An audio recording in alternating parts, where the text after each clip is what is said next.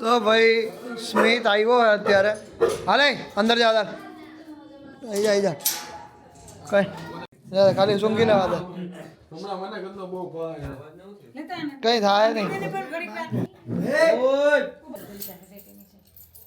બસ પૂરું. હું કે કઈ દેખાતો નહીં. શું છે અવાજ અવાજ બવાજ ને શું થઈ ગયો આ બધું? હા હા હા જોઈ લો ભાઈ તમારા કુમારનો અવાજ બેસી ગયો છે બરાબર. ગાડી વાડી શું થયું? સમાચાર દે અમને કઈ કે તારી ગાડીના સોરી લાડી તો આવી બેઠી હું બીમાર છે.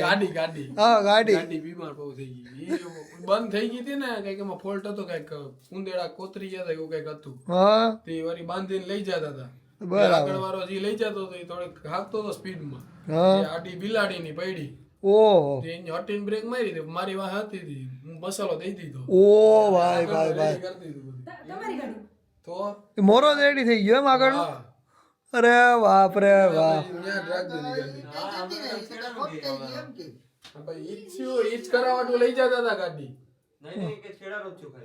ભાઈ છેડાનું હતું ચાલુ નહોતી થતી ગાડી પછી ઉપાડી ઓલામાં ટો કરીને લઈ ગયા પાછળ બાંધીને બીજી ગાડી તા ભટકાઈ ગઈ ગાડીમાં.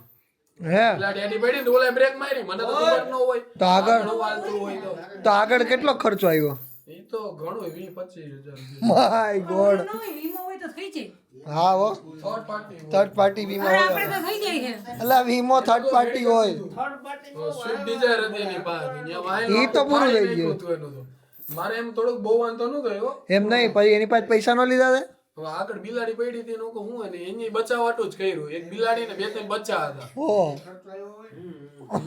દોસ્તાની ગાડી હતી આ તો કારીગર લઈને આવ્યો હતો એને બમ્પર રેડી થઈ ગયું. કારીગર નું શું કેવું હવે એને ટૂંકમાં એને એમ કીધું બ્રેક નો મારે જ નહીં કે બહુ રાઈડો નાખી છે એને ઘડીક બાટલો હોયો ગયો હતો બિલાડી નું બચ્ચા નહીં કે પૈડા હતા એમ મને તો ખબર ન હોય ને હું બ્રેક પછી આમ જાતા હતા અમુક કઈ વાંધો નહીં બીજું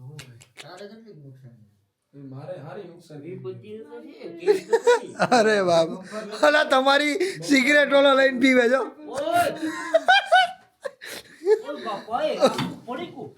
હા હું કર્યું હા હું કર્યું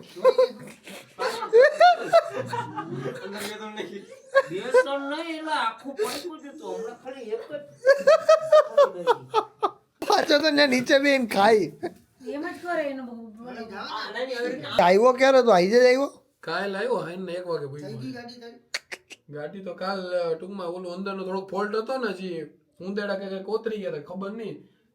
જુનાગઢ થી રાજકોટ ગયા ફૈરા ન્યા કાંઈ વાંધો નતો ન્યા જતા. હા ને હાઈન ના ગાડી મૂકી દીધી તો હવાના મારે સેન્ટ્રલ લોક નખાવાનો હતો એમાં હું નખાવા જતો હતો તો સ્લેપ બોલે કરી ચાલુ ન થાય. ઓહો તો પછી ત્યાં કારીગર ને દેખાડ્યું તો હવે એને બધું ઈસીએમ ને બીસીએમ ને બધું આવે ને એ બધું ચેક કરી લીધું એ તો બધું કે કમ્પ્લીટ થઈ ગયું.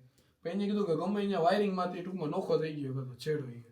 અહીંયાથી જોયું તો એને બહુ કે અમારે વાર લાગશે આમને તેમ એટલે રાજકોટમાં જ એ બતાવવા ગયો અને પછી ગેરેજે બીજા ગેરેજે ગયો ત્યાં આખો દી મૂકી તો ફોલ્ટ જ ન મળ્યો. એમ નહીં ત્યારે થઈ ગયું હતું ગાડીઓ ભટકાઈ ગઈ હતી ત્યારે નહોતી ભટકાણી પછી ભટકાણી બીજા ગેરેજે ન્યાય આખો દી જોયું તો ફોલ્ટ ન મળે બધું આ જો કે હા ભાઈ આ તો ચાલુ આ જો આ બધું ચાલુ હોય એટલે હેઠેથી ગમે એને ઈ ડીઝલ પુગાડતો હતો ને છેડો કઈક એને તૂટી ગયો કઈક હતું. ઓહો ત્યાંથી વળી મારા પપ્પા દોસ્તારનો ત્યાં ગેરેજ છે ને રાજકોટ આ તો તે શોરૂમ માં મૂકી છે ને. શોરૂમ માં નથી મૂકી અટાણે તો અહીંયા ગેરેજ જ પડી જોઈએ અહીંયા મારા ભાઈ નો દોસ્તાર અહીંયા કરાવી લે. બરાબર 50-60 ની આજુબાજુની તો સારું થયો તો ખાલી આખો રોડ જ હતો. ઓલો આપતો એને મેં ના પાડી હતી કે પેલા એમ નહીં તો તારા એરબેગ ખુલી ગયા હતા? નહીં એરબેગ નતા ખુલ્લા. શું વાંધો નહીં બાકી એરબેગ 40-50 ની આજુબાજુ હાલતી હતી ગાડી. એરબેગ નો ખોલ્યા બાકી પાછા ભરાવાના પૈસા દેવા પડે. એરબેગ જ નથી હા બાકી એટલી અવેલેબલ એમાં બોનેટ ભટકાણો એટલે તો પૂરું ખુલ્લી જ ગયો હોય થઈ ગયું હતું ને હેઠે ઓલા બે મારે તો બહુ વાંધો નતો ઓલા સ્વિફ્ટમાં રેડી સ્વિફ્ટ તો પૂરું થઈ ગયું ઈ તો હા અમારે ભટકાણી મેચ થઈ ગઈ હતી ગાડી એ બાપા મોરે મોરો થઈ મારો વાગે મેં જો કે હેન્ડ બ્રેક એમાં ને ગાડીનું એન્જિન બંધ હોય ને એટલે ઓલી બ્રેક તો લાગે નહીં હેન્ડ બ્રેક તો મેં ખેંચી દીધી તો આડી જ થઈ ગઈ ઓહો તો તમે એમ નહીં આ તો કોઈ હતા નહીં તમે ભેગા આને તો મોકલી દીધા હતા આને મારા ભાભીને માય ગોડ એના પછી રેડી કરી નાખી એમ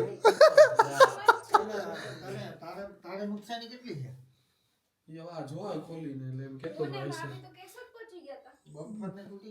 અચ્છા આવી રીતે બેવડું વહી ગયું એમ ને હા બોનેટ થોડું બેવડું વળી ગયું ને બમ્પરમાં આ જો અહીંયા બોનેટ બેવડું વળી ગયું હા બ્લોક બની ગયો બ્લોક મને એમ લાગ્યું બ્લોક કે ન બની જાય હું એ જ વિચારતો હતો પણ તોય આ હજી કઈ એટલી બધી નુકસાની ન કહેવાય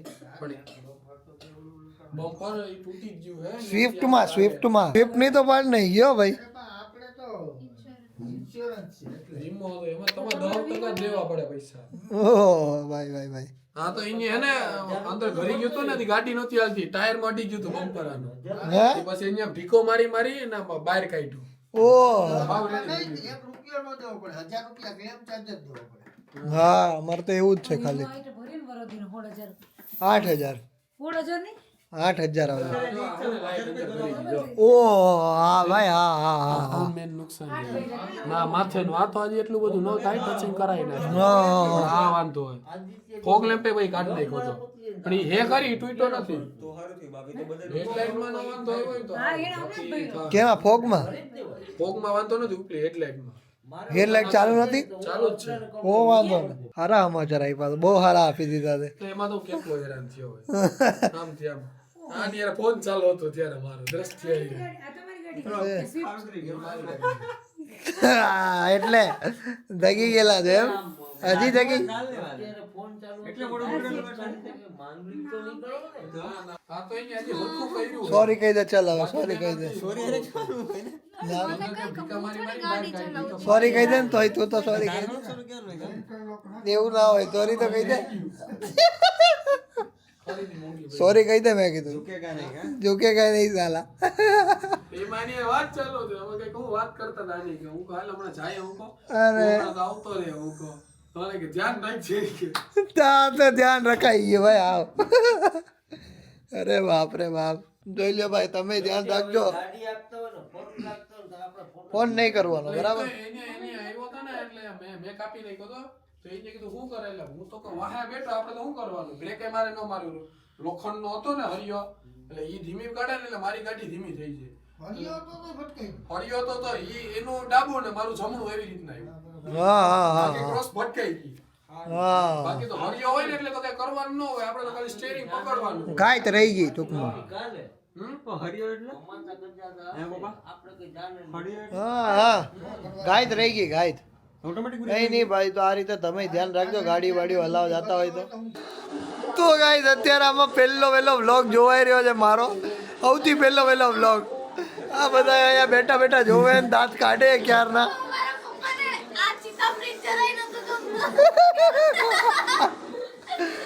જોતો ખરા આ ચિંતન હું લાગે નંદાભાઈ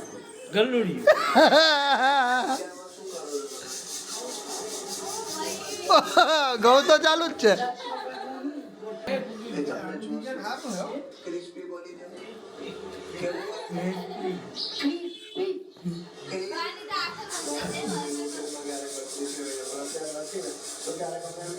પેલા સ્લો મોશનમાં કેમ બોલું લાગે ધીમું લાગે આવ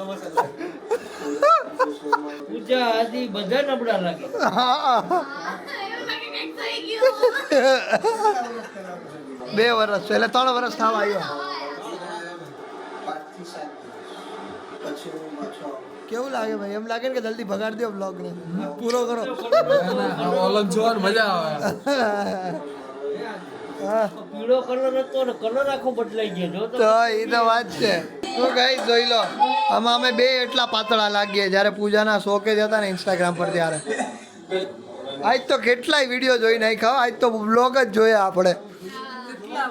હે જૂનું જૂનું બધું યાદ આવી જાય એમ. હે યાદ આવી જાય બધું. સરસ સરસ સરસ. ચલો તો ગાઈસ અત્યારે અમે લોકોએ જૂના ઘણા બધા બ્લોગ્સ જોયા અને ઘણી બધી યાદો ફરી પાછી તાજા કરી લીધી. અને ઘણા બધા સારા સારા જૂના બ્લોગ્સ છે જે જોવા જેવા છે. જો તમારે લોકોને જોવા હોય તો હું નીચે ડિસ્ક્રિપ્શનમાં એ બધા વિડીયોની લિંક આપી દઈશ, તો તમે લોકો જોઈ શકો છો એ જૂના વિડીયો જે અમે લોકોએ જોયા એ બધા વિડીયો. અમે બધા બહુ જ નાના લાગ્યા છે, જો કે ચિંતન તો હાવ નાનો લાગે, બરાબર છે. Thank you so much for watching this vlog. જો આ વિડીયો ગમે હોય તો લાઈક કરી દેજો, ચેનલ પર ના હોય તો સબસ્ક્રાઇબ કરી દેજો. મળીએ કાલે કોઈ બીજા નવા બ્લોગ સાથે. ત્યાર સુધી બધાને મારા હર હર મહાદેવ, જય શ્રી રામ. બપોરે મને મજા આવે દાળ ભાત શાક રોટલી કેવી બનાવી દો, પણ મને સવારમાં ખાલી શાક સંભાર રોટલી કરે ને તો મને એટલી આળસ આવે ને. પણ પછી ગાઈસ એમ થાય કે આ બધું